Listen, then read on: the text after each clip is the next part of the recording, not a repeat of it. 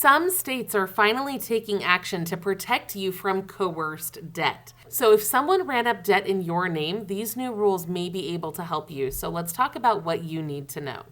Now, obviously, this matters because debt is a big deal. It can ruin your credit, and bad credit can block access to everything from housing to jobs to utilities. It can jack up your insurance rates and so much more.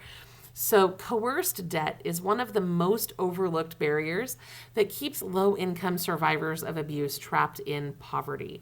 And that's why it's so important that we talk about this today. So, coerced debt is debt that you took on through an act of coercion. Strictly speaking, coercion is what happens when someone basically forces you to act through force or threats or intimidation or psychological manipulation. It takes away your autonomy and your ability to make your own informed decisions and really puts a lot of pressure on you.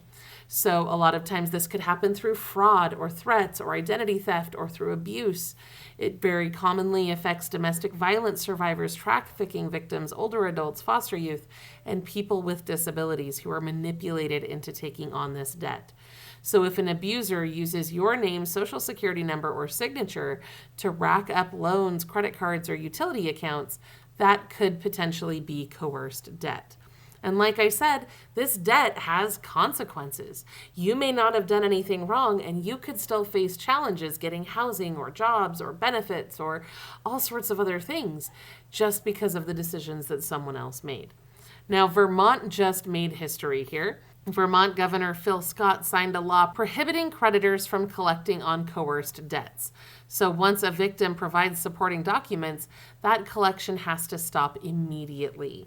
That is a tremendous relief for people who have been affected by this.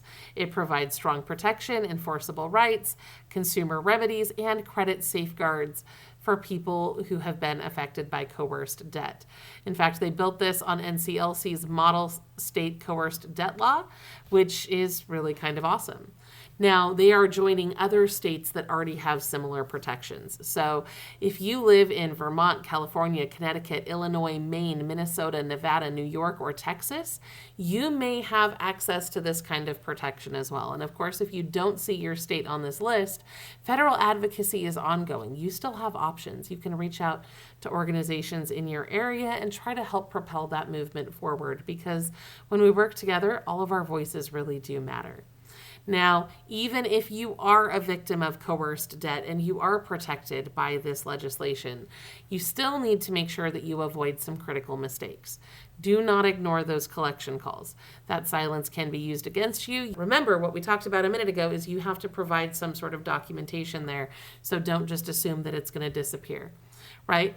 On the other hand, advocates say that you should not pay a debt you didn't create, because paying even once could be seen as admitting responsibility, and that could potentially be used against you later, which is not something you want to risk. But of course, for any more information on that, I would like to refer you to legal aid. Since I'm not a lawyer, I'm a researcher, and a lawyer could advise you better. So if you want to find a legal aid provider in your area, we do have a list of those on our website as well. And then, of course, don't forget to check your credit report, right? You can check all three bureaus for free at annualcreditreport.com. It's free, and it's important to know what is being reported, because in a lot of cases, if it is abuse or fraud or identity theft, there may be accounts opened under your name that you may not even know about. Now, some questions to ask if this has happened to you is, first of all, does my state have a coerced debt protection law? That's the first thing that you really want to look into. What documents do you need to prove that the debt was coerced? Is there a nearby nonprofit legal aid office that can help you file that dispute? And has that debt already appeared on your credit report? Those are really important questions to ask. And then, of course, remember, if you are sued for a debt, our sponsor, Solo, is amazing at helping you respond to those lawsuits yourself. In the case of coerced debt, I would probably still recommend that you make contact with legal aid.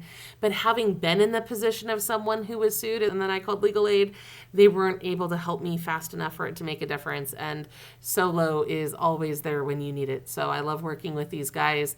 They can help you with a step-by-step walkthrough. And of course, you can get started at that link that you see right there. Now, I hope this has been helpful to you. Please share this video with anyone who may be affected by coerced debt. And don't forget to subscribe, because we'll be back soon with more ways that you can save money and get free stuff. I'll see you there.